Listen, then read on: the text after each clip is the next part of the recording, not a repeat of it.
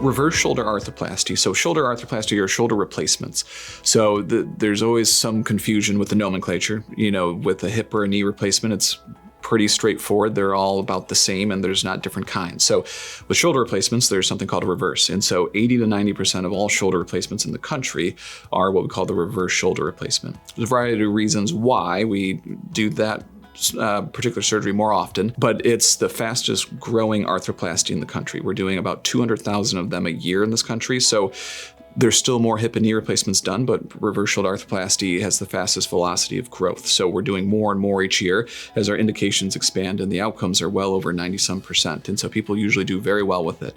It gets people back to racket sports, pickleball, tennis, golfing. And so it was actually part of a paper that was published that showed that after a shoulder replacement, handicaps improve by about 4.5 strokes. So it's something that we're doing the surgery more and more. It's relatively new in the country. It was FDA approved in 2003 in the United States. So it's relatively new compared to hip and knee replacements. But as we keep doing more and more and the outcomes are still excellent. Another thing, for example, that pertains to a lot of patients in Florida is by about 4.5 months, the studies show that patients can play 18 holes of golf. And again, a lot of times their handicap improves once we improve their pain and function.